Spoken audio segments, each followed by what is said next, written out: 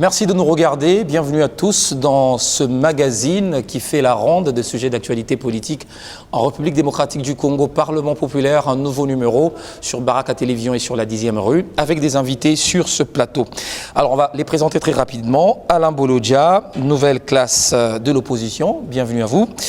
Et Philippe Ounji, cadre de l'AFDC. Bienvenue. AFDC allié, mais vous faites allégeance à Bahati Lukwebo. C'est cela. Mais bienvenue à vous aussi. Jean-Pierre Ngoy, analyste politique. Bienvenue à vous. Merci. Yannick Loukoussa, président du parti Agir et membre du FCC. Bienvenue à vous. Merci Floride. Et puis Fierté Dinanga, cadre de l'UDPS. Bienvenue à vous. Merci Floride. Nous allons faire la ronde des sujets d'actualité politique en République démocratique du Congo. Nous allons commencer d'abord avec l'économie congolaise face à la Covid-19. Avec une question, d'abord avec vous. Quelle est aujourd'hui votre perception par rapport à cette maladie d'abord, puisqu'on va fixer l'opinion. Les Congolais estiment que cette maladie n'existe pas. Alors vous êtes des leaders d'opinion, vous êtes des analystes politiques. Dites-nous, est-ce que cette maladie, cette pandémie, le Covid-19, existe-t-elle en République démocratique du Congo? Merci, messieurs Zantoto. D'abord pour l'invitation que j'ai bénéficiée de votre part. Je dirais que cette maladie existe bel et bien. Certes, on a eu des problèmes de communication du gouvernement, du ministre Eteni, réellement il est Eteni, qui a mal communiqué. La maladie est là. La maladie existe. Ouais. Mais l'appréhension dans la masse est un peu difficile à accepter. C'est-à-dire que la masse n'accepte pas que cette maladie existe. Pourquoi? Compte tenu de la gestion et de communication. À mon avis, parce qu'on a mal communiqué. Ok. Voilà. Et cette maladie a fait un coup à notre économie. Merci beaucoup. Philippe Ounji, votre perception également sur la question. Cette maladie existe bel et bien à Kinshasa, en RDC? Oui, tout à fait, parce que nous vivons les cas, nous vivons les disparitions des nôtres qui nous sont parfois chères, et donc elle existe bel et bien. La communication, peu importe. Vous savez, notre population congolaise vit les symptômes, donc il faut voir. Et je crois qu'il faut que les gens se dépassent. La maladie existe et nous devons faire tout pour tout de suivre les mesures du gouvernement afin de l'éviter. Ça a impacté sur l'économie, c'est là où j'ai dit c'est une pandémie qui a permis au moins aux dirigeants de s'auto-regarder. Mais qu'est-ce qui a fait que la population soit dubitative par rapport à cette maladie? Bon, je ne sais pas trop par rapport à ça, mais je te dis que nous avons la culture des symptômes. Les gens ne savent pas que pour avoir les tomates, il faut les cultiver. Et si on dit tel est décédé, il faut qu'il vive avec le malade et tout ça au moment où c'est une pandémie. Et donc, je crois qu'en tant que démographe, les gens doivent accepter que la maladie existe parce que lorsqu'on accepte, on s'approprie le danger et en fonction de ça, on peut l'éviter. Merci. Alain Bolodja, vous également, la même question. Cette maladie existe-t-elle en République démocratique du Congo? Si oui, mais pourquoi la population, certaines personnes n'arrivent plus à y croire? Maladie Zanangote. Bon, moi personnellement, je crois. Je crois que la maladie existe. Elle est bel et bien ici chez nous. Et fort malheureusement, il y a eu beaucoup de maladresses. Pas seulement en termes de communication, mais aussi en termes d'accompagnement de la population. Maladresse de la part du gouvernement? Mais effectivement. Okay. Tout ce qui s'est fait mal ici, c'est le gouvernement. Et tout ce qui ne s'est fait pas, c'est le gouvernement. Parce que le gouvernement est la seule instance ou la seule institution qui a mission d'accompagner la population et surtout de la sensibiliser par rapport aux dangers, mais aussi par rapport aux biens. Fort malheureusement, ils ont péché déjà au départ. On a connu un cas qui a été déclaré et fort malheureusement, la personne n'a pas été soignée, mais la personne a été guérie, entre guillemets. Ce qui veut dire que ça crée un doute. Mais il fallait aussi travailler. Il fallait revoir la communication, permettre à ce que la population puisse avoir la vraie information.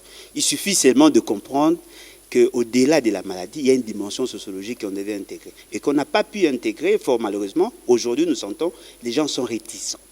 Les gens n'ont plus confiance aux institutions. Quelle que soit la vérité ou le mensonge maquillé, personne ne consomme. De ce point de vue-là, ça veut dire qu'il y a certaines personnes qui doivent être bien atteintes de cette maladie sans connaître leur état. Non, mais effectivement, ça crée un doute. Parce qu'il y a des gens qui préfèrent procéder par l'automédication à la maison. D'autres pensent que c'est de la malaria. Ce qui veut dire qu'ils se prennent en charge à la maison et ils ne veulent pas aller vers le centre commis pour ce faire. Et naturellement, ça a une incidence sur la suite. Mais ce qui est vrai, on ne doit pas justifier la situation de l'économie que par la présence de la Covid. Parce qu'il y a d'autres maladresses qui ont été posées et qui justifient le déséquilibre. Alors, Yannick Loukoussa, vous aussi, vous y croyez, la maladie est là, mais pourquoi la population en doute? Pourquoi ce doute? Un doute collectif? Très bien. Il ne s'agit pas d'une croyance, hein. C'est un fait. La maladie se constate. Pour qu'on décide que quelqu'un est malade, il faut un examen et c'est objectif, en fait. La maladie existe. Non seulement la maladie existe... Non, en RDC. Oui, non seulement la maladie existe, la maladie avait déjà franchi les frontières de la RDC et nous avons la maladie principalement dans la province de Kinshasa. Alors, à mon avis, c'est quoi les observations? Je vais peut-être essayer de... Rapidement? Oui, j'appuie les autres. La communication qu'on pense qui n'a pas été faite, à mon avis, je pense que la communication a été faite, mais c'est plutôt le moyen d'accompagnement qui ont fait défaut. La communauté congolaise, malheureusement ou heureusement, aujourd'hui, est très connectée aux informations extérieures depuis un certain moment. Avec le numérique et tout ça, les gens sont très informés par rapport à ce qui se passe dehors. Les réseaux sociaux et tout ça. Et ils voient ce qui se passe ailleurs. On avait déjà fait il y avait des prévisions scientifiques, entre guillemets, données ou sinon émises par des personnes crédibles, comme l'OMS, les responsables de l'OMS et tout ça qui prédisaient ou qui s'attendaient au pire en Afrique par rapport à cette maladie. Et malheureusement, après fait, 2-3 mois après l'évolution du virus, on a constaté qu'en Afrique, notamment chez nous, il y a eu moins de morts par rapport à ailleurs, alors qu'on s'attendait à pire, vu le manque d'infrastructures et tout le reste. Alors, ce qui a fait que la population, ayant cette information, faisant cette comparaison pour dire, bon voilà, nous, on n'a pas autant de moyens que eux, mais on s'attendait à plus de morts. Mais comment ça se fait que nous n'avons pas encore atteint le 500 morts, alors que les autres sont dans des milliers de morts? En fait, l'effet est que, premièrement, aujourd'hui, ça, on doit se le dire, nous n'avons pas encore une organisation qui nous permet d'avoir des tests en masse. Et d'ailleurs, pour les tests qui sont faits, pour l'instant, l'on constate qu'il y a même des problèmes pour les réactifs. Ça, vous allez en parler. Oui. Alors, la même question est également à Fierté Dinanga, vous de l'UDPS, cadre de l'UDPS, oui. La maladie est là pour vous ou elle n'existe pas? Les faits sont sacrés, devant lesquels nous devons nous incliner. La maladie a commencé quelque part, nous l'avions vécu, nous l'avons assisté de loin, et qu'elle est arrivée ici. Le premier cas, il y a eu des examens cliniques et paracliniques qui ont prouvé à suffisance que la personne, la première victime, était atteinte du coronavirus. Et que là où j'ai souffert un tout petit peu, et qu'il fallait que le gouvernement, après avoir constaté que la maladie est entrée ici, il fallait prendre des mesures qui s'imposent. Je ne vais pas parler de la communication parce que la communication était mais vraiment suffisante, mais le problème était les méthodes d'accompagnement de cette communication, d'où je parle des mesures draconiennes, par exemple, pour pouvoir fermer des frontières. Dès le premier cas, il fallait que le gouvernement ferme les frontières pour pouvoir... C'est une décision qui a été prise tardivement. Tardivement, qui n'a pas servi à quelque chose. Mais c'est le président n'a pas fermé, il l'aurait dû. Bon, écoutez, le président est un humain. Je vous ai dit ici que nous devons nous dépassionner. Le Covid-19, c'est une maladie qui a surpris le monde, même les pays des vieilles démocraties. On ne peut pas prendre une pandémie et la mettre sous les dos du président de la République. Non, c'est arrivé, la technicité a peut-être pas bien fonctionné pour lui permettre de prendre une mesure rapidement. Mais au moins, la maladie est là. Nous, en tant que leaders d'opinion, nous devons tout simplement demander à la population congolaise de respecter les gestes barrières, afin qu'il y ait une politique qui se met en place pour pouvoir éradiquer la maladie. D'accord. Alors, sur le plan économique, on regarde les économies mondiales qui souffrent, qui sont vraiment frappées de plein fouet. En République démocratique du Congo, il y a répit de la croissance, il y a l'inflation, l'économie se détériore, il y aura probablement défaut de paiement. Mais on sent que le gouvernement est absent par rapport à ce qui va nous frapper là. Est-ce que ce n'est pas également votre point de vue? Bon, je ne dirais pas que le gouvernement est absent, mais il faut dire que c'était un fait de surprise. Hein? Et puis notre pays est à caractère fiscal. Fait de surprise, oui, la maladie est là. Mais comment on se comporte par rapport Voilà à ce la que je suis en train maladie? de vous Il y a expliquer. rien. Non, il ne faut pas dire qu'il n'y a rien parce que le gouvernement a pris certaines mesures. Comme quoi? Pour essayer tant soit peu d'aider certaines entreprises de PME, de PMI. En suspendant... Le gouvernement? Oui, le gouvernement, Oui. en suspendant par exemple les impôts, les TVA, machin, sur l'ensemble des entreprises. N'oubliez pas que je vous ai dit que notre pays a caractère fiscal parce que nous, on n'a pas assez d'industrie. Oui. On importe beaucoup et les entreprises qui sont là payent leur fisc. Oui. Maintenant, ces entreprises ont été exemptées de payer leur fisc parce qu'ils sont confinés. Et pendant ces 3 mois, ces entreprises n'ont pas payé. Ça veut dire qu'au niveau de... Quand vous allez au niveau de la DGI, oui. C'est vraiment remarquable dans leur façon de mobiliser les fonds et que le gouvernement subit. C'est comme ça que vous avez eu... on a fait des planches à billets qui a fait... impact sur l'inflation, bien que je ne suis pas d'accord avec la méthode. Oui, d'accord, pardon, une minute, qu'on prenne la planche à billets pour payer les salaires. J'ai été toujours contre cette façon de faire. On ne peut pas prendre des planches à billets. Et c'était quoi la solution à la place? Ah ben, il fallait peut-être diminuer le salaire, comme j'ai dit. Diminuer le salaire? Oui, accompagner la population. Parce que ces problèmes ne touchent pas seulement les Congo. C'est presque dans tous les pays, même dits développés, qu'on a ce genre de problèmes. On ne peut pas prendre des planches à billets pour payer les salaires. Ça donne automatiquement l'inflation. Parce que cette inflation n'a pas de base, n'a pas de matelas. Voilà un peu ce que je pouvais dire. Alors, quel est votre point de vue? Est-ce que le gouvernement... Moi, je ne suis pas d'accord avec son point de vue lorsqu'il propose la réduction des salaires de fonctionnaires qui vivent sans vie. Non, je n'ai pas dit seulement des fonctionnaires.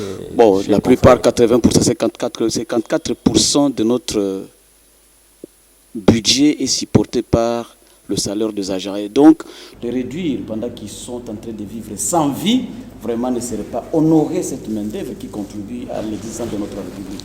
Ça, c'est une chose. Alors, les mesures, je sais que la maladie ou la pandémie, c'était une surprise, mais nous devons nous comporter à conséquence. C'est-à-dire? Parce que le pays se comporter en conséquence, à conséquence pour faire survivre, pour faire vivre cette nation, parce que le pays dispose de potentialités extrêmes. La Banque centrale a déjà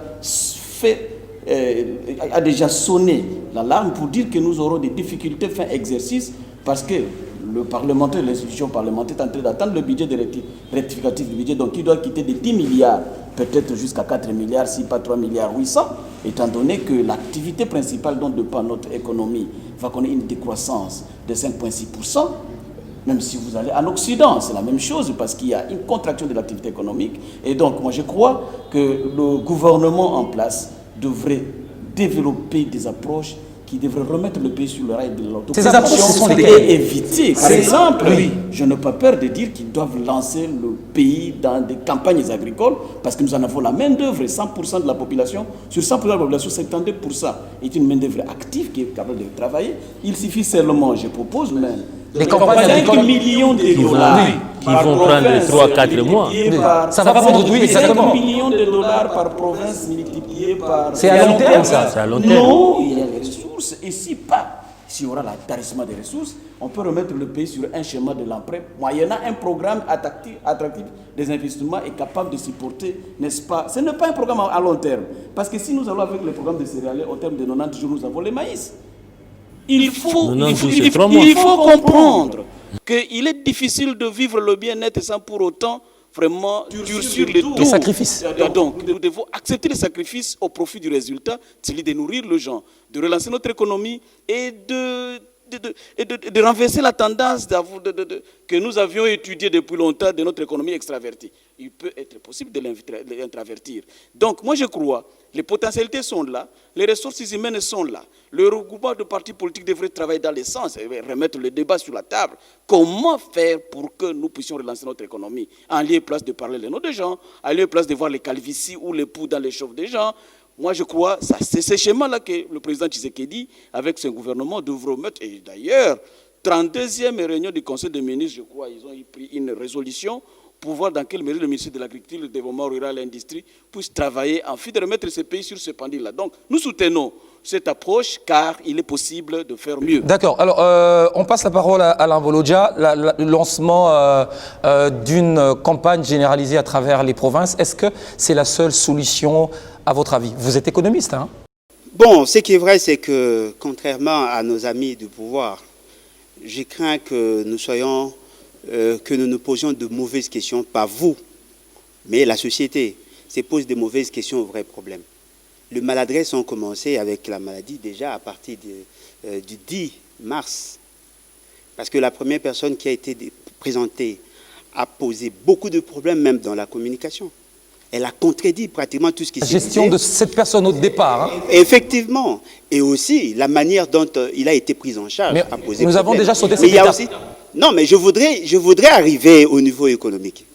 Mais il y a aussi la fameuse communication de M. Félix Tshisekedi du 18. Il a pris beaucoup de mesures sans se baser sur les dispositions constitutionnelles. Il a pratiquement fermé les provinces, même les provinces qui n'étaient pas infectées. Il est revenu pour prendre l'ordonnance, le 24. Et fort malheureusement, cette ordonnance n'avait pas d'appui technique. Toutes les provinces ont été fermées. Toutes les provinces ont été confinées. Même là où il n'y a pas de... C'est une erreur d'appréciation. Non, mais effectivement, on ne devrait pas procéder de cette façon-là. Non, mais c'est ça, en fait. C'est ce qui a fragilisé l'économie. Le problème... Mais est-ce que le fait, la connaissance du président de la République de savoir que nos provinces sont poreuses, nos frontières sont poreuses, c'est pas une façon non, attendez. de voir le mal de loin? Non, attendez. Oui. Fermer les frontières, c'est autre chose. Mais fermer les activités économiques dans des provinces non infectées en est une autre. Il a fermé les activités économiques? Non, mais effectivement, aucune province ne fonctionne aujourd'hui. Oh. Toutes les provinces ont été fermées. Toutes les activités ont été fermées. Ce qui fait qu'aujourd'hui, il n'y a aucune province qui produit suffisamment pour éponger les effets pervers de la Covid. C'est justement parce qu'il n'y a pas eu... On a fait les mimétismes. On a fait du copier-coller. Alors maintenant, revenons par rapport à la question que je vous pose. Le gouvernement, sur le plan économique, lui, il a proposé la relance de la campagne. Je l'ai toujours fait. Mais ce qui est vrai, c'est que si on avait laissé les provinces non infectées, on allait éponger les effets de la Covid. C'est vrai? Parce que... Non. mais effectivement... Non. Attendez. Sauf peut-être si on considère qu'aujourd'hui, c'est normal de fermer Otuele, Bazouele, Chopo, Chouapa, Équateur, alors qu'ils ne sont pas infectés. Kouangou, vous pensez qu'ils n'avaient pas été infectés? Si cette province-là était ouverte, on aurait peut-être 10 000 cas. Bien sûr. Non, mais c'est faux. Oh, C'est faux. Parce que tout est venu de Kinshasa. On a pris de mauvaises décisions, tout simplement parce qu'on voulait faire du copier-coller. Et par rapport à la relance, je suis surpris de voir que nos co-débatteurs de ce jour contestaient la thèse ou la proposition de notre concitoyen. Oui. Parce que ce qui est vrai, si on avait laissé les autres provinces et qu'on avait redynamisé l'économie, on allait avoir deux effets. Un, sur le plan de l'offre, mais aussi sur la demande. Okay. On allait réduire notre dépendance à l'extérieur. On allait produire ce que nous consommons. Parce que nous importons le maïs, nous importons le poisson, nous importons toutes ces choses. Mais si on avait produit sur le plan interne, on allait réduire la dépendance, on allait rééquilibrer la balance commerciale. Okay. Et fort malheureusement, il n'y a pas de génie dans ceux qui nous gèrent. On sent qu'il y a beaucoup de maladresses, il y a beaucoup d'insuffisances. Et au finish, qu'est-ce qu'on a comme résultat? Aujourd'hui, le pays est paralysé. On est incapable même de payer. On nous amène un budget fantaisiste de 10 milliards 900 millions. La loi rectificative va redresser ces imperfections parce que le principe de la sincérité n'ayant pas été respecté. On va avoir un budget qui va répondre à aucun besoin. Et au finish, on aura un gouvernement problème. On aura un gouvernement incapable de solutionner le problème. Loukoussa, votre avis également sur le plan économique, les mesures à prendre du gouvernement pour amortir le choc de cette maladie, est-ce que le gouvernement, notre gouvernement, est-elle capable? Capable, effectivement, le gouvernement doit être capable. Mais après, il faut voir les choses objectivement. Objectivement, évidemment. Il faut être réaliste. Qu'est-ce qui a déjà été fait par rapport à ça? Rien du tout. Il faut se poser des bonnes questions. Oui. Moi, j'aime quand tu poses des bonnes questions parce qu'en fait, c'est en se posant des bonnes questions qu'on a des bonnes perspectives. La maladie a relevé un défi. a révélé, je dirais, un défi, un grand défi. Le défi, c'est la préparation, la planification. Dans tous les autres pays, nous avons vu, si les amis arrivent quand même à faire face, c'est parce que quand même si on vit les bons jours, on pense... Une préparation préalable. Une préparation préalable pour le mauvais jour. Ok. Est-ce que nous avons la réserve? Qu'est-ce que signifie la réserve pour la République démocratique du Congo? Est-ce que nous avons la culture de la réserve? Parce qu'ici, il ne s'agit pas simplement des effets négatifs internes. Je réagis par rapport à ce que les amis ont dit avant de poursuivre. Le Congo a été fermé pour les passagers, en tourisme, en famille, etc. Mais aucunement le cargo ou l'activité économique sur le plan interne a été bloqué. Ça veut dire, si je devais aller au champ, j'irai au champ. À un certain moment, si ça doit être évacué à Kinshasa, ça devait le faire. Mais à un certain moment, Kinshasa bénéficie de certaines choses qui viennent de l'extérieur, les carburants, le ceci, le cela. Et les conséquences liées à cette crise est internationale. Du coup, sont internationales, je veux dire. Du coup, on va les sentir plus ici parce que nous, malheureusement, nous importons beaucoup de choses. Mais sur le plan interne, déjà, le premier problème, c'est que nous n'avons pas encore atteint la suffisance alimentaire. C'est déjà ça d'abord. Ça, c'est un défi qu'on doit vraiment voir avec beaucoup d'attention. Mais d'abord, ce que je voudrais dire, c'est que nous devons arriver à réfléchir planification. Qu'est-ce que la réserve veut dire pour la République démocratique du Congo? Sur le plan alimentaire, sur le plan sécuritaire, sur le plan énergétique, qu'est-ce que la réserve veut dire? Réserve veut dire rien. C'est ça le problème. Oui. Ça veut dire que le gouvernement... Non. Il faut... La planification, c'est la gouvernance. Je suis tout à fait d'accord. La gouvernance, c'est quoi? Je suis Premier ministre, j'ai été investi, les membres de gouvernement sont là, on est en conseil de ministres, etc. Nous avons prévu ceci pour l'actif, mais qu'est-ce que nous pouvons mettre de côté pour le passif? Est-ce que c'est pris en compte? Est-ce que nous, en tant que population, nous avons, parce que nous sommes, devoir de redevabilité oblige, est-ce qu'on nous fait compte de cela? Et moi, ce qui me dérange dans ça, ce n'est pas nécessairement le gouvernement, mais c'est ceux qui sont censés contrôler le gouvernement. Je veux dire nos parlementaires. C'est le Parlement qui donne le go, l'organisation au gouvernement. Vous comprenez? Je suis en train de suivre chaque jour ici les différentes propositions de loi sur X ou Y questions liées à la politique. Mais depuis janvier jusque maintenant, je n'ai suivi aucune proposition de loi qui va dans le sens technique pour accompagner soit l'économie, soit la sécurité, soit la santé, d'abord pour les questions liées à la réserve ou encore pour les conséquences liées à Covid.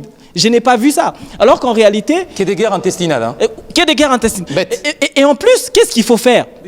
Quand, au préalable, en amont, il n'y avait pas un programme, il n'y avait pas une structure, il n'y avait pas une organisation, on le constate. Qu'est-ce qu'on fait?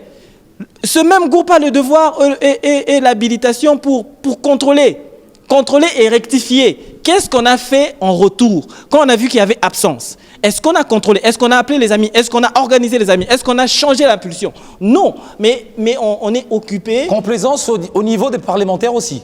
Pas aussi. D'abord au niveau des parlementaires. Ce sont le premier responsable qui était censé prévoir. Ça veut dire, si jamais ça nous arrivait, voilà ce que vous, l'exécutif, vous devez faire. Et parce qu'ils n'ont pas fait ça, puisque c'est arrivé, qu'est-ce qu'ils ont fait encore? Alors, vous avez mal élu les gens. Fierté d'Inanga, est-ce que, parmi l'une des mesures d'un homme politique en République démocratique du Congo disant de réduire également la taille du gouvernement, est-ce que ce ne serait pas ça aussi une des pistes? Ce n'est pas parce que les choses sont difficiles que nous n'osons pas, mais c'est parce que nous n'osons pas qu'elles deviennent plus difficiles, dit-on. Je crois qu'il faudrait revenir un tout petit peu en arrière avant de répondre à cette question-là. Dire ici, entendre sur ce plateau, que le chef de l'État ne devrait pas fermer des frontières. Les provinces, en tout cas, le chef de l'État ne devrait pas fermer des provinces. En tout cas, c'est vouloir une chose et son contraire. Ici, la maladie est là. Le chef de l'État prend une mesure pour ne pas tomber dans les mêmes erreurs de n'avoir pas vu la maladie venir. Il prend une décision, il ferme des frontières. Aujourd'hui, cette décision a épargné certaines provinces jusqu'aujourd'hui qui ne sont pas atteintes jusque-là. Au gros mot, grand remède. Lorsque nous analysons des grands dossiers devant la télé comme ça, il faudrait être objectif et aussi porter l'âme d'État pour ne pas déformer la population avec des acharnements. Ce n'est pas du tout bien. Aujourd'hui, nous sommes devant une situation catastrophique et macabre qui nécessitent l'implication de l'AMOCA, du FCC, du CACH, des Bahati Lukwebo, de tout le monde. Pas de division. Pas de division parce que la maladie ronge tout le monde. Ce n'est pas la question. Mais n'empêche qu'on apporte des suggestions. De Félix Ce sont des Tshisekedi. suggestions qu'il a apportées, des Mais critiques négatives. aujourd'hui, positives. très négatives, Positive. avec acharnement. Avec Et donc, acharnement, ok. ici nous sommes devant, pour répondre à la question, il y a des mesures qui s'imposent et qui s'imposeraient pour pouvoir résoudre la question. Nous avons d'abord un grand problème qu'il faut retenir. Depuis la nuit des temps, l'économie du Congo était entre les mains des expatriés. À la mesure où les petites et moyennes entreprises n'étaient pas entre les mains des Congolais. Ça, c'est un grand problème. Lorsqu'il y a eu ce problème de la Covid, les personnes qui tenaient des petites et moyennes entreprises sont rentrées chez elles. Ça, c'est exactement, la plupart ont pris fuite. Les Indo-Pakistanais, ce sont eux qui vendaient même les aiguilles en détail. Vous êtes économiste, vous savez quel manque à gagner. Et donc, aujourd'hui, la réalité voudrait qu'on puisse interroger les passés. Ça veut dire que pendant plus de 18 ans, quelle est la réserve que la gestion de ce temps nous a léguée pour pouvoir subvenir aux dangers qui nous adviennent. Et qu'aujourd'hui, nous sommes devant une réalité qui dépasse les bornes. Aux États-Unis, vous avez vu ce qui se passe, ce n'est pas l'affaire de Félix Tshisekedi. Trump a pris la fuite à travers des bunkers. Ça veut dire que c'est une situation générale qui nécessite de gros mots. Et qu'aujourd'hui, les mesures que les chefs de l'État devraient prendre, ou le gouvernement en général, par exemple, vous avez parlé de la réduction du gouvernement qui était pléthorique parce qu'il fallait satisfaire de couleurs politiques et donc il fallait un gouvernement de 60 quelques ministres. C'est pas responsable. Ce n'est pas. En tout cas, ça n'avait pas. Écoute, c'était une situation de cascade en fait. Il fallait comprendre le rouage politique tel qu'il était et répondre aux certains besoins. Accepter ça pour faire souffrir la population. Question de concilier les partis. Mais au moins, parce que la plupart des questions se résolvent sur le temps, il y a des vraies questions qui s'imposent et les réponses s'imposent en même temps. Donc, le chef de l'État, parmi les mesures, mon co-débatteur l'a dit, relancer l'agriculture. Très bien. Ça veut dire qu'on devrait s'appesantir sur la question pour pouvoir interroger les terrains qui peuvent répondre dans un bref délai pour pouvoir répondre à la question. Merci beaucoup. L'autre sujet également à la une de l'actualité, c'est cette affaire en rapport avec la justice congolaise, avec le décès d'un juge principal qui était en train d'instruire un dossier au niveau de Makala, l'affaire Vital Kamerhe. Votre réaction d'abord à vous. Lorsque vous voyez un juge qui a donné l'air d'être vraiment impartial dans ce dossier, une mort brutale comme ça, qu'est-ce qu'a été votre première réaction? Ok. J'aimerais d'abord revenir un instant. On doit changer de sujet. Je sais qu'on change, Oui. donnez-moi juste Puisqu'il y en a un autre. quelques poussières de secondes. Quand j'ai dit diminuer les salaires, c'était une forme de métaphore. C'est-à-dire réduire les dépenses de l'État congolais ou des institutions qui vous consomment plus de 50%. Notamment les salaires. Notamment les salaires des ministres, des parlementaires, de l'ex-président qui vous coûtent plus de 670 quelque chose. On en parlera. On en parlera. Là, vous êtes d'accord? Voilà. Ok. C'est là où j'étais. Ok, merci. C'est là où j'étais. Maintenant, prendre cet argent. Maintenant, prendre cet argent, l'investir dans l'agriculture. Là, vous avez Par l'unanimité. Là, ok. Vous êtes d'accord avec on ce se sujet? met d'accord. D'accord. Alors, Unanime. dans ce cas, on peut changer de sujet. On change maintenant, je prends maintenant le juge. L'affaire juge. Qui connaît le tableau sanitaire de ces juges avant qu'ils prennent les dossiers? Personne. Personne. Les médecins disent les humains sont des malades qui s'ignorent. Qui connaissait? Il peut aussi faire une crise. Il ne faut pas trop polémiquer sur les morts des gens. On connaît les gens qui sont... Il y a quand même eu trop de Mon morts. cher ami, est-ce qu'on connaît, vous connaissez au moins le degré où... Je vous donne un exemple.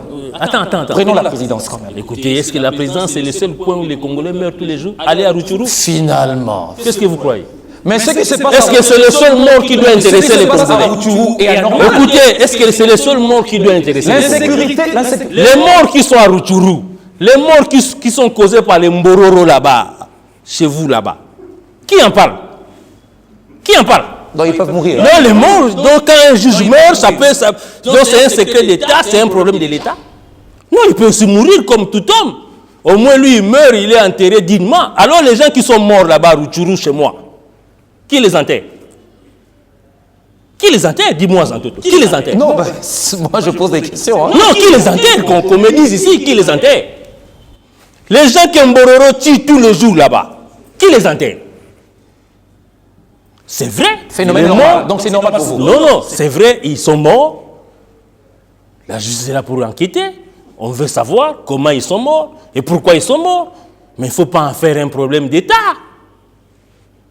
Le problème d'État serait qu'on parle de Mbororo, qu'on ait les Mbororo qui sont en train de tuer, les Zambiens qui sont au sud, les Zambiens qui ont occupé une bonne partie de notre République. On n'en parle pas, le Parlement. Excusez-moi, j'allais parler un Parlement. Le Parlement bidon, je le retire directement. C'est un Parlement qui ne fait pas son travail. Notre Parlement. C'est pourquoi j'estime que le président doit dissoudre ce Parlement qui ne fait pas son travail. C'est vrai.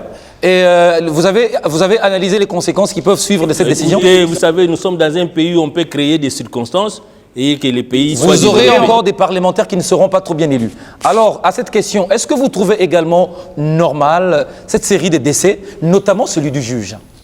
Non, je crois que c'est trop tôt de le dire parce que nous devons être respectueux de nos textes. Lorsqu'un corps est sous enquête, je crois que le respect de l'instruction d'un dossier qui est en pleine... dans les compétences judiciaires, je ne suis pas juriste, mais je crois que nous devons nous réserver de parler de ça. Mais ce qu'il faut connaître en tant qu'humain, il s'agissait d'un Congolais qui a sacrifié toute sa vie pour servir la République. Et donc, nous pourrions voir dans quelle mesure parler de cela dès lors que nous aurons les résultats de l'enquête. À ce qui concerne les autres décès, oui. Je crois que le chef de l'État doit être responsable. Et je crois qu'il est responsable. Parce que l'institution la plus sécurisée, c'est la présidence de la République, parce que c'est là où reposent les voix des souverains primaires. 2 décès seulement appellent à des mesures coercitives et cliniques qui doivent identifier pourquoi il y a un taux élevé de mortalité dans une institution comme cela. Mais 2 décès à la présidence, il faut... alerter le chef de l'État. Je crois que... Mais vous n'abordez pas dans le même sens que lui. Il est sûr. On ne pouvait pas aborder dans le même sens parce que moi, je suis de cette école-là qui ne néglige pas un décès. D'accord. Mais à ce qui concerne d'autres décès, et là, je le soutiens, parce qu'on ne doit pas s'intéresser seulement de ce qui se passe à la présidence. Il y a des gens qui meurent à Nitouri. Il y a des gens qui meurent à Beni. Il y a des gens qui meurent vers le territoire de Fizi, au site Kivu, à Calais, à Walungu. Il y a des gens qui meurent à Moliro dans le Katanga, l'ancienne province de Katanga. Aujourd'hui, nous avions entendu que vers l'Angola est en train de menacer, il y aurait des tirs. Et donc, toutes ces situations-là devraient préoccuper les députés au besoin de faire même une motion de censure à l'égard de ceux-là qui gèrent le système de défense, parce que nous sommes de l'école Kabila, Lumumba, prophète Simon Kimbangu et consorts. On ne peut pas se dire d'observer les décès pendant 18 ans sans pour autant prendre des mesures coercitives. Et encore plus, ceux-là qui ont géré le département de défense se précipitent dans le partage des pouvoirs pour avoir ce système de défense qui a échoué. Et là, on n'est pas d'accord à l'AFDC. Nous devons être d'accord que nous devons nous assumer. Ces pays nous appartiennent et nous ne devons pas vraiment céder un décès d'un Congolais, parce que si vous osez tuer seulement un Américain dans le recoin de ce monde, les États-Unis vont agir. Je sais de quoi je parle pour avoir fait la révolution où on a eu certains prisonniers comme ça, on vous téléphone, on vous dit, vous touchez à cet Américain-là, vous allez nous voir. Et donc, le sang du Congolais est précieux. L'être vivant congolais est précieux. Et nous devons avoir des institutions fortes qui ne doivent pas soutenir les individus, mais plutôt soutenir l'avenir de la République, soutenir le bien-être de la République. Et donc, je crois, c'est une interpellation à nos députés de s'assumer. Le contraire, le peuple va se prendre en charge conformément à la demande de Laurent Désiré Kabila pour que nous puissions rétablir notre peuple dans la dignité. Donc, et la Constitution l'autorise. La solution de la dissolution, là. La dissolution, je ne suis pas là parce que ça peut nous amener dans des histoires terribles. Ça va demander l'argent avec cette histoire encore de la pandémie. C'est seulement la révolution. Mais je crois, il y a la révolution. Il y a la révolution, mais aussi la relecture de la composition du gouvernement, parce que ce pays, c'est un scandale.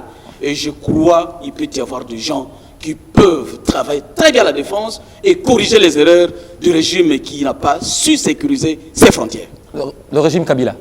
Je vais le dire. Merci. Donnez la parole à Lambolodja. Des morts de trop, à votre avis?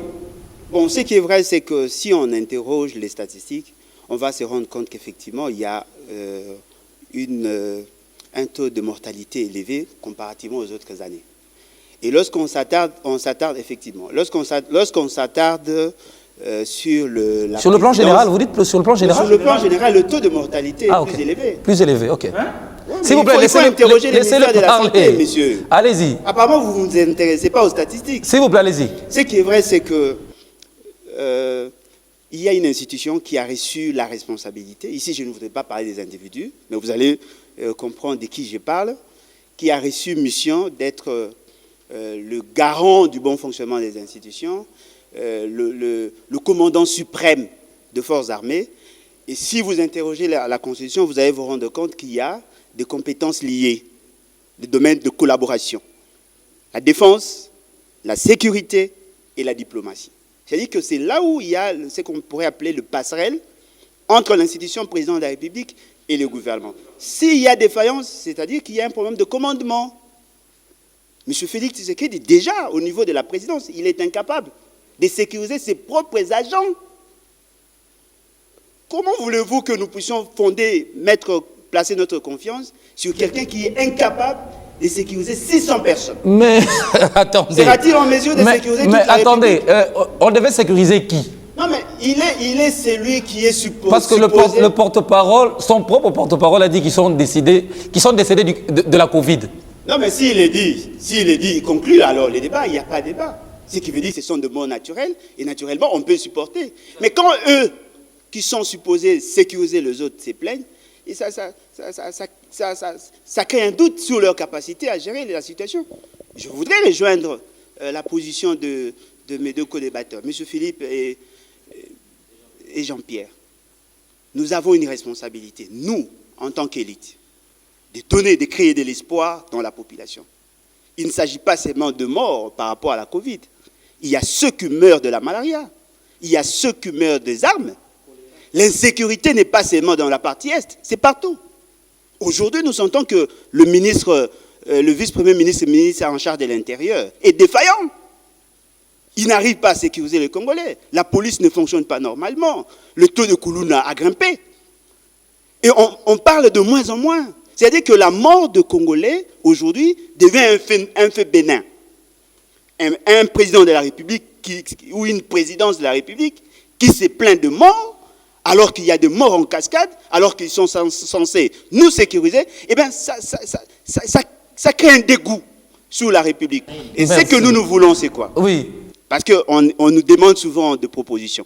Lorsqu'on est défaillant, on démissionne. C'est ça la solution. On doit avoir des gens qui sont capables de sécuriser les Congolais et leurs biens. Il faut des bons animateurs au niveau du gouvernement. Non, mais effectivement, il n'y en a pas. Il n'y en a pas un gouvernement défaillant. Alors, on passe la parole à Yannick Lukusa. Yannick Lukusa, vous aussi, tous ces morts, quand on voit au niveau de la présidence, même un juge instructeur qui est décédé, alors que cette affaire, la population voulait vraiment que cette affaire ait un aboutissement heureux. Qu'est-ce que ça vous dit? Premièrement, avant de commenter là-dessus, moi j'ai beaucoup de respect pour l'homme, l'humain, et surtout le Congolais, puisque je suis Congolais. Je présente d'abord mes condoléances à la famille du juge. C'était un Congolais qui est décédé, même si on doit parler en tenant compte de nos partis, de nos positions politiques. Il s'agit d'un Congolais, d'un être humain, comme moi, comme vous et nous, qui est décédé avant tout. Et c'est toujours fatal quand un être humain part. C'est fatal. Je présente des condoléances à sa famille et ainsi qu'à ses proches. Je présente aussi les condoléances aux familles de tous les autres membres du gouvernement, de la présidence qui sont décédés. D'accord. J'en connaissais certains. Alors, c'est vrai, il y a cet engouement de vouloir trouver des responsables et tout. La vérité est qu'il y a un problème. Il y a un problème, hein? La vérité est qu'il y a un problème. C'est-à-dire que ce soit un mort à la présidence ou un mort dans un coin de la République, ça signifie qu'il y a un problème. On ne peut pas continuer à trouver les conversations ou les discussions ou les débats sur le mort normal. Ça, c'est un problème. Effectivement, moi, je n'ai pas deux responsables par rapport à ce genre de questions. Vu le fonctionnement de notre structure démocratique, il y a des responsables primaires par rapport à ça. Les responsables primaires, c'est les gens sur lesquels l'État donne exclusivement mandat directement. Le peuple a responsabilisé qui? Directement. Le peuple a responsabilisé directement deux groupes de gens. Le président de la République et le parlementaire. Vous comprenez? Alors que ceux qui sont censés faire le travail technique, ce sont les parlementaires, et celui qui est censé prendre des décisions, c'est le président de la République. Mais à quel moment nous allons faire pression à ce groupe-là que nous avons responsabilisé en premier? Faire vraiment pression à ce groupe pour qu'il puisse faire son travail technique d'abord. Le parlementaire est un paresseux, en fait, malheureusement.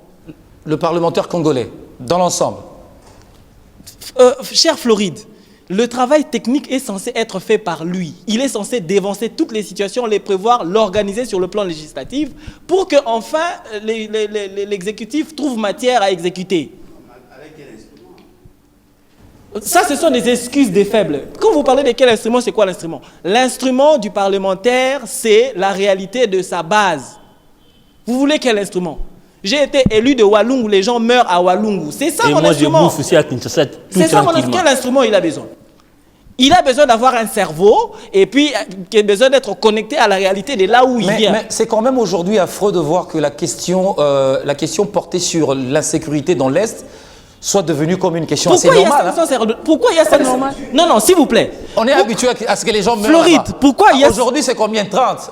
D'accord. Pourquoi on paye... C'est ça la question. Pourquoi on paye 500 personnes de notre argent en tant que contribuables tous les mois? Alors, il faut diminuer leur salaire carrément. Ou alors... S'ils ne font pas leur travail très bien. Il n'y a pas de s'ils ne font pas. Non. Je suis très clair dans ce que je suis en train de dire. Le gouvernement est l'émanation du Parlement. Le gouvernement c'est simplement l'émanation du Parlement. Qui a été au gouvernement sans passer par un quota? Qui est celui-là qui est dans ce gouvernement qui n'est pas passé par un quota quelque part? Du Parlement. Et s'il ne fait pas bien son boulot, le quota là peut le retirer tout de suite et puis remplacer quelqu'un d'autre. Avant même qu'il ne fasse son travail, il est investi par le parlementaire. Mais papa, c'est ça le truc. Okay. La vérité, c'est quoi? On n'emmène jamais le débat de la technicité de ceux-là que nous avons responsabilisés en premier. On en parlera. Vous comprenez? C'est-à-dire, nous les avons. Il y en a marre. On ne peut pas commencer à mourir comme ça.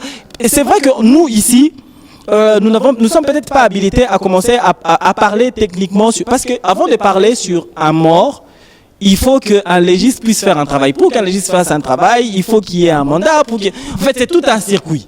Pour que moi, je puisse dire que cette mort était justifiée ou non justifiée, je dois être devant ces éléments. Sinon, je parlerai en l'air. Mais en dehors de cela, je ne peux pas. La seule chose que je peux dire en ce moment-là, c'est je compatis, je suis révolté, je suis énervé, je suis dérangé, parce qu'en fait, ça ne devrait pas être comme ça. Par contre, il faudrait... Florie, s'il vous plaît. Rapidement. Ouais, rapidement. Oui. S'il vous plaît, il faudrait que ces messages passent. Il faudrait que nous, population, maintenant, puissions changer notre regard et notre traitement vis-à-vis de ceux-là que nous avons responsabilisés en premier.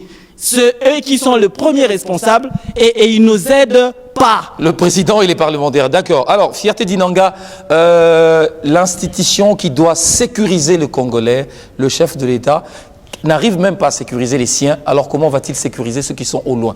Voilà un peu ce qu'a dit tout à l'heure notre ami Alain Bolodia. Merci beaucoup, mais avant tout, vous avez parlé de la mort du juge. J'ai compati avec la famille parce que la mort, qu'elle soit justifiée ou pas, c'est une perte en vie humaine. Nous avons l'obligeance de compatir avec la famille parce que nous ne savons pas ce que cette famille vit actuellement. Il est parti, mais laissons quand même les médecins légistes faire son travail pour nous dire si il est parti de quoi. Okay. Et là, on aura les verbes pour analyser. Mais en ce qui concerne les morts à la présidence de la République, là, je vais marteler dessus. Lorsque, dans une sphère, il y a 3, 4, 5, 6 morts récurrentes comme ça laisse à désirer et ça donne à réfléchir. Okay. Nous sommes dans une sphère politique, je dois quand même dire aux Congolais qui nous suivent, nous sommes dans une sphère politique très compliquée qui, vous savez, le pouvoir, lorsqu'on les donne ou on les laisse, parfois, après l'avoir donné, on réfléchit 3 fois. Le pouvoir, on l'a donné. Qui a donné le pouvoir? Écoutez, j'en arrive. J'ai dit lorsque... Franchement, laissez-moi... Ah, le peuple a donné le pouvoir. Non, s'il vous plaît. Je parle... Non, ce n'est pas ça, s'il vous plaît. Je parle... Laissez-le parler. C'est le peuple qui a le Vous pouvoir. savez... Non, s'il vous plaît, laissez-le parler. Je vous en prie. De tolérance. Lorsque vous aviez la parole, j'étais très bien éduqué. Ça, c'est de la haine. Dans notre peuple est idiot. Alors, on va écouter Fierté. J'étais très bien éduqué lorsque vous aviez la parole. Et donc, je suis en train de dire que lorsque le peuple donne mandat, ok, ce peuple réfléchit avant de donner. Et après l'avoir donné, le peuple réfléchit encore 2 fois en termes d'accompagnabilité, en termes de réclamation. Et aujourd'hui, la seule personne en qui le peuple congolais doit protection en premier lieu, vu les clivages politiques, c'est l'institution président de la République. Pourquoi? Parce que ces derniers portent une mission qu'il s'est assignée et que le peuple lui est aussi assigné. Et cette personne est dans une réalité politicienne qui laisse à désirer, où les tirs des ficelles sont de gauche à droite. Et moi, en tant que politique, en tant qu'analyste politique, je réfléchis, je dis, si nous voyons autour du président de la République des morts du matin au soir, qu'on nous dise, si nous prenons peut-être l'aspect de la Covid, si c'est la Covid, c'est qu'il faudrait que les services spécialisés puissent s'en saisir de la situation pour pouvoir épargner le président de la République parce qu'il serait en contact avec ces personnes à tout bout de champ. Ça, c'est une paire de manches. Et la deuxième paire de manches, si ça serait un coup politique qui veut atteindre les chefs de l'État, nous tirons encore une sonnette d'alarme pour dire nous devons protection au président de la République pour qu'il puisse achever sa mission que nous avons vu d'entrée des jets, des faits avant-coureurs qui montrent qu'il a l'âme d'État et qu'il a quelque chose à faire pour le Congolais. Nous devons l'accompagner. Ça, c'est une autre paire de manches. Rapidement, parce qu'on va passer la parole. Je ne rentre pas dans ta comédie, mais au moins, j'aimerais ici préciser une chose. Rapidement. On a parlé des skimmers à l'est du pays. Oui. Écoutez, personne n'a jamais cautionné la perte d'un seul Congolais. Nous en mourrons tout le temps. Nous en mourrons plutôt tout le temps. Mais ce que nous demandons, c'est que nous puissions nous consolider. Aujourd'hui, les Congolais, nous devons éviter les tirades politiques. Nous devons nous dépassionner dans la caricature des nomenclatures politiciennes. Félix Tshisekedi, Joseph Kabila. Écoutez, est-ce que Kabila était à Berlin lorsqu'on partageait le Congo et qu'on a dit Kabila prend le Congo, il t'appartient et va faire ton dictat, va faire tout ce que tu veux? Ça veut dire que nous devons nous dépassionner de Kabila. Il est déjà sénateur, comme on l'avait taillé à vie. La chose que nous, Congolais, nous ne voulons pas, il faut que cette loi soit revue pour que le Congo marche bien. Merci. Nous demandons à tout le Congolais de pouvoir soutenir les actions qui font que le Congo aille de l'avant. Voilà, on va faire encore le tour d'horizon de l'actualité avec un autre sujet. Aujourd'hui, le dédoublement de partis politiques, le dédoublement de plateformes avec notamment la FDC alliée. Vous connaissez ce débat. Est-ce qu'aujourd'hui, dans un État qui se veut être un État de droit, la République démocratique du Congo, est-ce qu'on peut parler de 2 partis politiques avec une même dénomination? Ça, c'est une honte nationale. Le groupe de Mme Néné Nkoulou doit tirer toutes conséquences. C'est-à-dire laisser Bahati fonctionner avec son groupe. Elle ne peut pas continuer avec ces genres de théâtre. S'il a été soutenu par le FCC, on connaît comment le FCC a fonctionné avec amener la comédie au niveau de la politique, amener tout ce qu'on a vu là avec ça. Ça, c'est une honte nationale. Mais Bahati n'est pas le seul fondateur de la FDC. Écoutez, il ne peut pas être le seul, il ne peut ou pas être le seul fondateur, mais il faut respecter le texte. Les textes disent quoi? Le texte du parti. Ils ont dit, avant d'être le président de l'AFDCA... Madame Néné, c'est une ministre d'État. Attendez, ici on ne parle pas du ministre d'État, on parle de l'homme politique ou de la femme politique. On dit, si j'ai bien un peu lu le texte, ils disent quoi? Avant d'être le président du groupe AFDCA, il faut être d'abord le président de l'AFDC. N'est-ce pas ça? Est-ce que Madame Néné a été présidente du parti? Je ne pense que non. Si la justice, on veut bien que la justice soit indépendante, si la justice suit bien son cours, en tout cas, je pense que ces groupes doivent réfléchir 2 fois s'ils peuvent continuer. Ils doivent laisser le mandat tranquille. Ils ont choisi leur camp, qu'ils créent leur parti comme... Dans ce cas... Attendez. Comme l'OAC avait créé son parti. Il a commencé avec le MLC et il a créé son parti, il est parti. Non, mais lui aussi, quand il est parti, il a créé truc de MLC libéral. Hein. C'était parce que le FCC avait soutenu ça. Quand lui-même a compris, non, j'étais sous la fausseté, il est revenu sur ses bons sentiments, il a créé son Donc, parti. il faut que Madame Néné comprenne aussi. Elle doit créer son parti avec les autres suiveurs, les lèche-bottes de l'autre côté. Ben, il faut laisser les partis tranquilles. Ok, allez, on va également donner la parole à vous. Mais vous, on vous qualifie des dissidents. Les dissidents, c'est vous.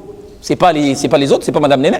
Vous savez, la notion de dissidente, il faut d'abord demander qui a existé avant qui. Et là, je ne voudrais pas faire vraiment des analyses ici, ça dépend mais je vais vous renvoyer à la allez-y. publication du professeur Massegabio, qui vous a démontré philosophiquement, politiquement et scientifiquement la notion de la dissidence, telle que tirée dans les encyclopédies anciennes. Et c'est un professeur, éminent professeur, et je crois que devant la vérité, nous devons nous incliner. C'est-à-dire, par dissidence, il faut analyser qui a commencé avant qui. L'existence dans l'essence. Eh bien, comme vous le savez, l'AFDCA est ici l'œuvre d'esprit de l'initiateur Modeste Bahati Lukwebo, sénateur de son État, professeur des universités. Il a été élu au congrès de l'AFDCA en tant qu'initiateur et que conformément à l'article 7, paragraphe 4, le président élu, donc le président légal de l'AFDCA est d'office l'autorité morale de l'AFDCA comme regroupement. Il y a deux gens mais quand on est président, président d'un parti politique, on ne se comporte pas en tyran. Et ça, il n'est pas tyran parce qu'il soumet le vote. Il n'y a pas longtemps qu'on avait organisé le congrès de l'AFDC avant les élections de 2018 où on a porté à l'étendard comme président de l'AFDCA. Deuxième chose, c'est ce que j'ai dit mon co-débatteur de droite. Et donc, lorsqu'on se dit acteur politique, on est soumis à une certaine moralité. On doit vivre ses capacités. Mais je ne dois pas m'appeler en tout pour avoir votre maison au moment où je n'en détiens pas le certificat. Je dois faire tout pour que j'achète ma maison. Kamer l'avait fait. Ce qui s'est dit au bâti, c'est un tyran. Il n'est pas tyran. L'AFDC est un parti politique qui est le parti phare et au terme des scrutins de 2018 a eu plus de députés que les autres. Deuxième chose, mais tout est parti de la candidature au Sénat. Il n'y avait pas unanimité. Excusez, monsieur. Allez-y. Au FCC, le parti phare, c'est le PPRD. Au MLC, le parti phare, c'est le MLC. À l'INC, le parti phare, c'est l'UNC. Ça, c'est une des premières évidences. Deuxième évidence. On ne peut se prétendre appelé président d'un regroupement si et seulement si tu as été soit fondateur ou sociétaire de ces regroupements, ou encore se conformer aux dispositions qui stipulent de l'accessibilité du poste du président par rapport au statut de cette... Et donc, nous invitons, Maman Néné n'est pas ni fondatrice plutôt de l'AFDC, ni une sociétaire, parce que c'est président d'un parti politique qui a participé dans l'essence et dans l'existence. Franklin Tchamalé était. Franklin Tchamala était fondateur. Voilà. Mais face aux enjeux, il est parti, il s'était exclu. Et aujourd'hui, il est membre d'un parti politique, membre d'un regroupement. Écoutez, nous ne devons pas répéter les sales besognes. Et c'est là l'occasion d'appeler l'autorité morale du FCC, qui aujourd'hui c'est un patrimoine de l'humanité. Il a rendu le loyaux service à la nation. Il a rendu le loyaux service. Écoutez, s'il vous plaît, nous devons passionner le débat. Laissez-le parler. Nous devons passionner le débat. Mais c'est pareil, écoutez, quand il entend Kabila, il réagit. Nous devons passionner le débat. Vous réagissez aussi. Nous devons débattre. Lors de la libération, Joseph Kabila, oui, était militaire, il a sacrifié sa vie, c'est lui qui était le commandant du Non, front. on n'est pas là, Ce s'il vous sont plaît. les loyaux services, On évalue. accepter de On perdre évolue. sa vie Ok. jusqu'à arriver au niveau de l'alternance. D'accord. Peu importe les critiques des gens, D'accord. mais au moins il a accepté. S'il vous plaît. Mais il y a de défauts. L'homme n'est pas fait que des actifs. Il a S'il aussi vous plaît, des passifs. Et on donc, évolue. Moi je crois, tous ces anciens fondateurs, que vous pourrez revenir à la question, sont aujourd'hui présidents de partis politiques. Si vous parlez que Konyang est dans un parti politique, peu importe la qualité, c'est API, les membres de AAH et plus Mabilou. Et dont le regroupement lui-même Franklin Chamal aussi a créé son parti politique. Il est aussi dans l'ADEPEC, quelque chose comme ça. Et le Donc vous appelez aussi Néné Kouloua. Tous ces gens qui estiment qu'ils peuvent contribuer à l'émergence de la République à travers le domaine politique, ils n'ont que deux choix. Évoluer dans un parti politique légalement reconnu par le ministère du Tutelle et toutes les institutions de la République, ou bien en créer dès lors qu'on s'est dit que je suis intellectuel, diplômé des universités et tout consort. Et donc, le dédoublement politique était un modus operandi du gouvernement passé et ses conséquences. Le sénateur a perdu le pouvoir parce que c'est une pratique qui n'a pas payé. Merci. Qui n'a pas payé par rapport à sa stratégie. Et Mais comme le président Tshisekedi a promis lors de son mandat qu'il n'y aura pas de dédoublement, nous osons croire. Et nous faisons confiance à l'appareil judiciaire que la vérité, un jour, va triompher. Que la vérité triomphe. Passez la parole à monsieur Alain Bolodja. Monsieur Alain Bolodja, est-ce que quand dans un pays vous voyez deux partis politiques comme ça, où vous avez pratiquement les présidents de partis politiques qui réclament la paternité de ce parti, c'est quoi? C'est l'anarchie?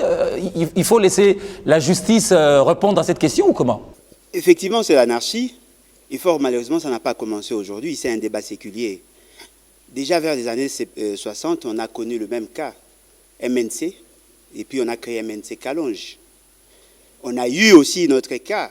Mais Kabila n'était pas là. Non, mais voilà pourquoi j'ai dit que c'est un débat Alors, séculier. on voudrait nous faire voir comme c'est une pratique de l'ancien régime. Non, ça a commencé avant. Non, ça a commencé bien avant. Ah, voilà. MNC Kalonji, on a connu aussi un autre cas, l'UDPS. Il y a eu un problème d'homonymie vers les années 90. L'UDPS de 13 parlementaires, les statuts sont détenus par l'UDPS de 12e rue. Aujourd'hui, Bruno Tshibala aussi a du DPS. Voilà. C'est-à-dire que c'est une chaîne. Ce sont des maillons faibles d'un mauvais système que nous tous ici, nous combattons. L'UDPS a été créé par les 13 parlementaires. La dénomination était l'UDPS. Mais l'UDPS qui est aujourd'hui au pouvoir, c'est l'UDPS Bar Tshisekedi. C'est-à-dire qu'il s'est posé déjà un problème d'homonymie. On ne peut pas créer un parti avec le même logo, avec la même appellation. Ça prête à confusion. Il y a pour le cas précis. Effectivement, j'en viens. Oui. Le problème maintenant, c'est quoi? Par rapport au cas Bahati, le professeur, il y a 3 dimensions dans l'analyse. La première. Il y a le parti, il y a les regroupements politiques, il y a le groupe parlementaire. C'est-à-dire, dans les 3 dimensions, le mot qui vient en premier, c'est le mot AFDC. C'est-à-dire que Bahati, avec les autres, ont créé leur parti. Ces partis sont régis par les statuts et les règlements intérieurs. On sait comment on accède au poste du président de l'AFDC. L'AFDC crée une alliance, un regroupement politique pour répondre aux enjeux politiques avec les autres. Là, Bahati n'est pas seulement sociétaire, c'est vrai, mais il est représentant d'un parti. Les autres membres de partis politiques ont aussi des droits.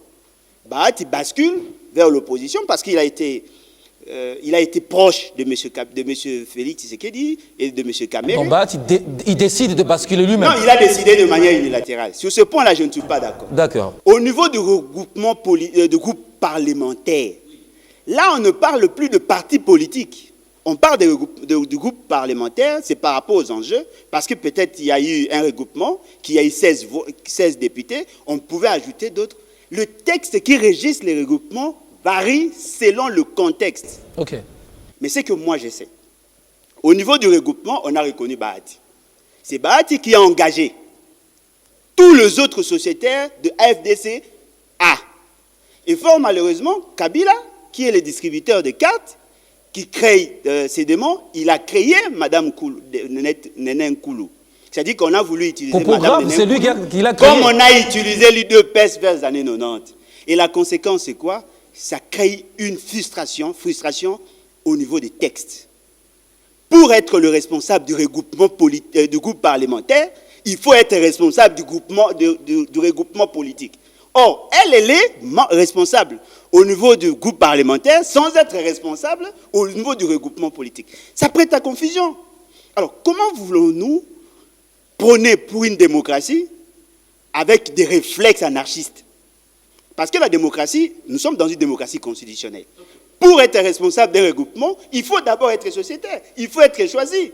Comment Mme Koulou peut engager les regroupements politiques et en même temps le groupe parlementaire sans avoir qualité? C'est ce que nous disons. Ce sont des antivaleurs que nous tous devons fustiger. Et fort malheureusement, le système actuel est incapable de résoudre ce problème. Donc, le président soutient Bahati. Effectivement, c'est connu.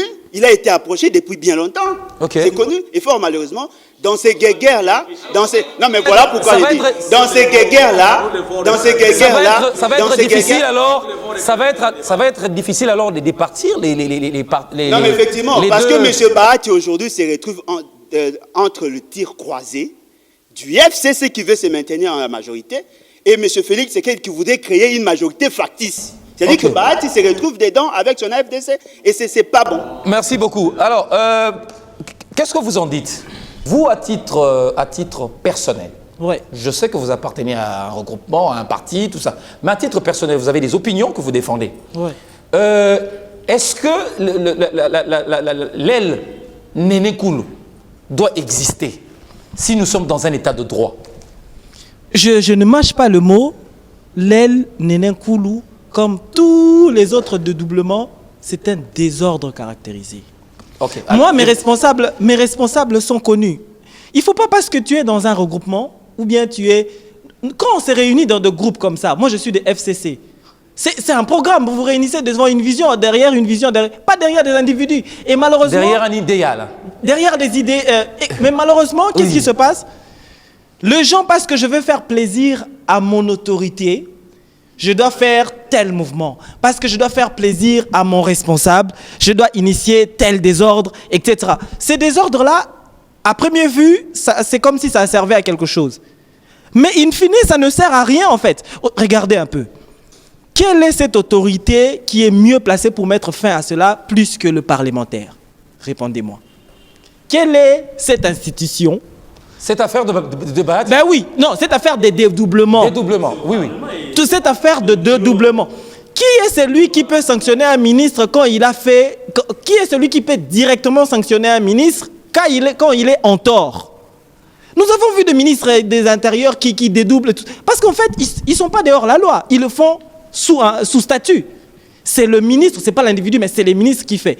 Quand le ministre fait quelque chose qui n'est pas censé être fait, là, est-ce que le Parlement n'a pas mandat de rectifier cela et même de révoquer ce ministre? Donc s'il y a aujourd'hui dédoublement, la faute c'est aux parlementaires. Mais c'est leur faute. Fleury, écoutons s'il vous plaît. Les amis, même si c'est politique, qui fait la politique? Mais même si c'est politique. Mais les députés font la politique. Fleury, Fleury, c'est qui le maître de jeu de la politique? C'est qui le maître de jeu? C'est le parlementaire. Ça veut dire quoi? Nous sommes 300. Parce que nous sommes 300, le Premier ministre vient de chez nous. Parce que nous sommes 300, le ministre de l'Intérieur, celui-là, il vient de chez nous. Quand il y a un désordre chez un ministre, si on est 300, c'est dit, bon, nous on est 300. C'est quand il y a mal agi, on le change. C'est lui qui vient, parce que ce n'est pas l'individu, mais c'est la fonction. La fonction ministre intérieur dissout les autres partis, laisse un seul parti. Ça se fait. Est-ce que ça, le président de la République a besoin d'intervenir? Est-ce que le député que le peuple a voté directement ne sait pas qu'il doit veiller à ce qu'il y ait ordre au niveau du gouvernement? Est-ce qu'aujourd'hui, si le président de la République portait par exemple son choix sur Bahati, ça poserait un problème? Est-ce que structurellement... De moralité, Je réponds. Est-ce que structurellement... Il ne peut pas. Non. Non, s'il vous plaît. Est-ce que structurellement, le président de la République a un rôle dans ça? Il n'a même pas le rôle. Non, le parlementaire choisit le ministre. Mais le président peut avoir un intérêt. S'il vous plaît, entendons-nous bien. Ne parlons pas derrière la maison. Hein? Oui. Qui a choisi qui a validé les listes de ministres qu'on a mis là-bas? C'est le Parlement. Qui peut aujourd'hui décider de revoquer un ministre sans qu'il y ait autre forme de débat? C'est eux. C'est eux. Et en plus, qui peut contrôler un ministre pour dire à un ministre change cette décision-là dans tel délai? En fait, le truc, c'est quoi? Nous, on nous prend pour En fait, c'est ça le problème. Il faut dire à notre population en face de questionner les bons interlocuteurs. Nous avons mandaté des gens pour faire le suivi, contrôler, d'accord, et légiférer ce qui doit être fait sur le plan texte. Vous comprenez? Et légal. Mais maintenant, quand ces gens-là faillent à leur mission, nous, on va chercher les gens qui dépendent d'eux, au lieu de les indexer eux directement. Parce que le ministre de l'Intérieur aujourd'hui, c'est trop tard parce qu'il faut attendre les 5 ans. Pourquoi vous dites que c'est tard? C'est trop tard. Allez, on va passer la parole à Fierté Dinanga. S'il vous plaît, Fierté, vous répondez par rapport à tout ce qui a été dit sur cette question AFDC allié. Vous aussi, à titre personnel, AFDC allié, l'AFDC, disons, ça revient à qui? L'AFDC revient au professeur Bahati Lukwebo. Ça, c'est clair. Parce que vous êtes de l'UDPS. Non, c'est un monsieur que je connais personnellement. Lorsque Kabila était tout puissant, il m'a reçu plusieurs fois dans son bureau, on a discuté, je connais sa moralité. Donc, ce parti politique lui revient de droit. Je ne parle pas de la sincérité. Allez-y. Donc, ça lui revient de droit. Eu égard à tout ce qui a été démontré ici, ça lui revient de droit. Mais parlant du Parlement, le Parlement s'est défini comme un cadre d'échange, de réflexion, de discussion et de propositions. Ce cadre devrait être un cadre des vrais légiférateurs. Cette question du dédoublement devrait être traitée aussi au Parlement.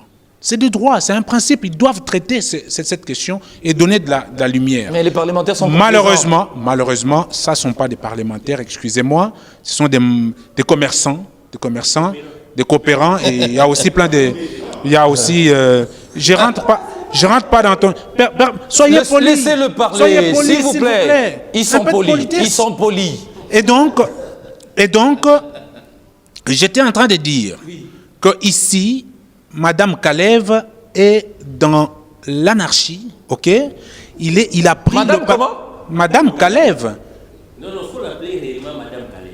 Madame Kalev. Vous aurez des problèmes, hein? Moi, Madame Kalev. Ça n'engage que vous, mais j'aimerais que vous soyez objectif.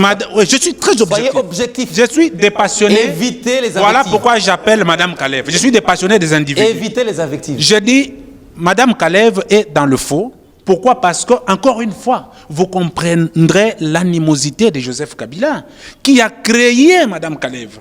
L'AFDC de Nédé Nkoulou est créé par Joseph Kabila pour faire mal à une personne qui a dit non. Joseph Kabila est habitué à être l'être suprême. J'en finis. S'il vous plaît. Là où tout le monde va faire des courbettes, il y a un Bahati Lukwebo qui a dit, en tout cas, Kabila n'est pas le seul ou la seule personne autoritaire au sein de notre famille politique. Nous devons avoir une autre son de cloche. Merci. Et ça fâche. Bahati Lukwebo s'est retiré comme un homme. Voilà, Kabila crée un monstre qui est en train de mettre tout en moule. Donc, Mme Kalev devrait faire comme toutes les autres personnes qui ont créé leur parti politique en toute indépendance. Beaucoup. Alors, on donne la dernière prise de parole parce que nous sommes arrivés... Oui, justement, chacun, oui. Pour terminer le débat d'aujourd'hui, j'ai dit, d'abord je commence par le dossier de l'AFDC, que Maman Koulou doit se retirer et faire son parti calmement. C'est une politique. Et que deviendront les députés FDC? Ils doivent tirer leurs conséquences de leur substitut. La conséquence, c'est aussi ça. Bien sûr. Alors, mais quand on voit tous ces enjeux-là, ils vont pas lâcher. Si on continue comme ça, la République... Ils vont pas lâcher. Si on continue comme ça, la République sera toujours la dinde de la farce. On ne peut pas aimer un état de droit et son contraire. Quand on a voté, quand on se bat pour l'état de droit, il faut aller jusqu'au bout. Il faut être jusqu'au boutiste. Ok. Pour terminer, Zantoto, nous devons aimer la République. Nous devons nous sacrifier pour notre génération future. Il ne faut pas sacrifier la génération future en détruisant, en volant, à faire tout ce qu'on veut là. Tout ce que nous voyons aujourd'hui, nous sommes en train de disqualifier l'homme politique vis-à-vis de notre peuple. Tout à fait, Zantoto, d'abord deux recadrages. Oui, c'est-à-dire que par rapport au feuilleton AFDC, le camp de la légalité, sur le leadership de Modeste Bahati Lukwebo, Modeste Bahati Lukwebo n'a pas bousculé seul. Il faut corriger ça. parce que nous étions radiés, parce que nous avions amené un son de cloche qui promotait le développement de ces pays et l'émergence.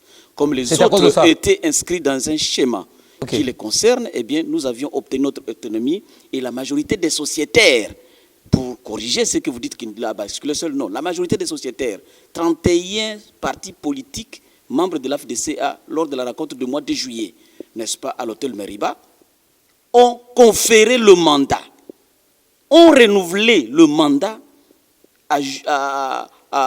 au sénateur Modeste Batilkoubou pour représenter le regroupement politique. Autorité morale à vie. Comme autorité morale. Pas autorité morale à vie, parce que nos statuts ne le disent pas. D'accord. Ça, c'est une chose. Deuxième chose, nous ne sommes pas dans l'opposition. Vous savez, par rapport au texte... Vous n'êtes pas dans l'opposition? Nous ne sommes pas dans l'opposition. Par rapport au texte, l'AFDC s'est inscrit dans la majorité parlementaire. Et ça s'est fait une seule fois, tout le mandat, il faut consulter les textes. Et donc, nous sommes au Parlement, dans la majorité parlementaire. Nous incarnons un courant qui promeut le changement. Nous prenons un courant et nous animons ce courant pour faire comprendre aux gens que la République vous êtes dans le FCC. mérite mieux. Nous sommes un regroupement autonome. Dès la radiation par le FCC, nous avions obtenu notre autonomie, c'est-à-dire un regroupement politique capable de sceller un contrat, un accord politique en fonction d'un projet de société crédible avec n'importe qui que ce soit. Et donc, c'est notamment avec le président Et enfin, pour ceux-là qui disent que le Parlement pouvait trancher sur l'affaire politique, non, il faut revisiter la Constitution. C'est une matière qui n'est pas révolue au niveau de l'Assemblée nationale.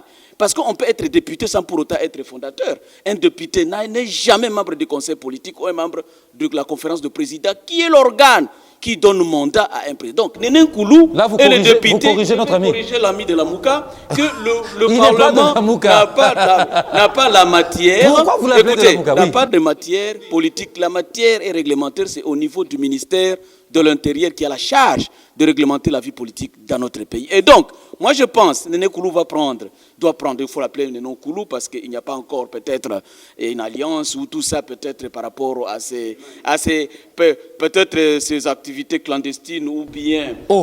oui, passez mais le micro, c'est la vie privée, c'est Madame Néné Nkoulou, ministre de l'Emploi dans le gouvernement Ilun Kamba. Et donc, moi je crois qu'il doit tirer les conséquences. Et d'ailleurs, pour vous montrer l'émergence de ce pays et ses institutions judiciaires qui sont en quête de dépendance, les notifications sont déjà lancées.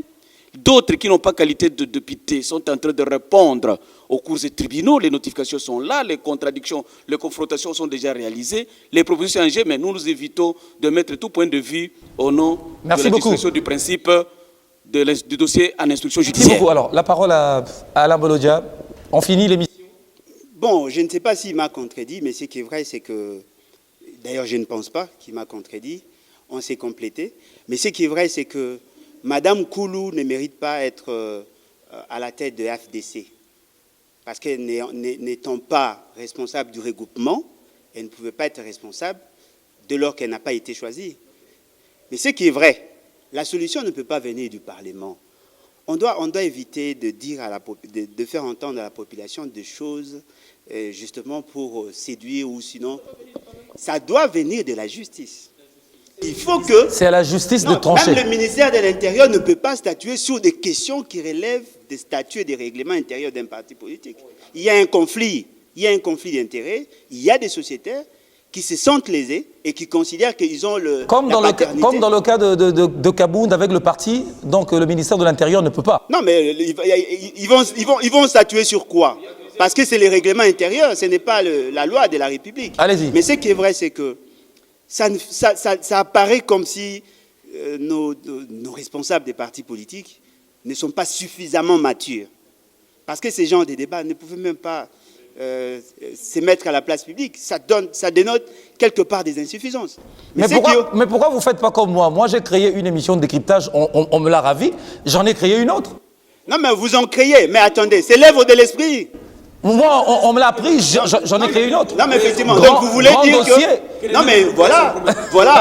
Le problème, c'est que c'est lui qui détient les statuts, c'est lui qui a reçu mandat, c'est celui-là qui engage.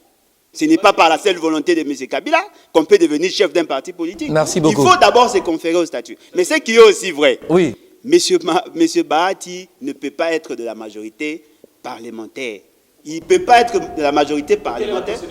Non, mais attendez. Attendez. Tout simplement parce que cette majorité parlementaire, avant d'être normalisée au niveau des institutions, c'est d'abord un arrangement politique entre le FCC et les CACH. Mais maintenant, il y a une nouvelle configuration. Non, mais effectivement, il faut mettre en compte également la nouvelle configuration. Non, mais cette nouvelle configuration n'est pas encore formalisée. C'est-à-dire que l'FDC... Mais attendez que l'affaire soit instruite. Le fait précède la loi. Les faits précèdent la loi. D'accord. Merci. Doit fournir beaucoup d'efforts et prendre position. Merci beaucoup. Pour être de la majorité parlementaire. Monsieur Yannick Mukoussa, votre conclusion, merci. Votre conclusion à vous, s'il vous plaît. Oui, par rapport au sujet de dédoublement, quand j'ai parlé du Parlement, c'est parce qu'en fait, comme l'a dit mon co-débatteur, la question la réalité a commencé depuis 60. Ça veut dire qu'en tant que législateur, c'était suffisamment temps pour qu'on puisse voter de loi. Donc lui, il va à la racine. Oui, ça veut dire non seulement voter les lois, c'est comme ça que j'ai parlé, c'est pour ça que j'ai parlé de l'interpellation de ministres et tout ça, parce qu'en fait, le Parlement a cette prérogative de contrôler aussi l'exercice de l'exécutif. Quand il y a une loi et que ça se passe mal, il a cette prérogative-là. C'est pour cela que j'ai insisté sur ça. Et encore là, j'appelle la population, nous, la population congolaise, à être sévère vis-à-vis de nos élus. Nous ne leur donnons pas ces mandats-là pour aller faire les beaux yeux. Nous leur donnons ces mandats pour aller effectivement travailler et d'arrache-pied pour nous, effectivement sur ces genres de questions. Et Madame Néné Nkoulou et tous les autres aînés politiques qui ont eu à user de ces pratiques-là, ça ne reflète pas notre grand Congo, ça ne reflète pas notre grande histoire, ça ne reflète pas les grands esprits de ce pays. Il faut vraiment qu'on dépasse là pour autre chose. D'accord. Alors, on va terminer définitivement avec Fierté Dinanga.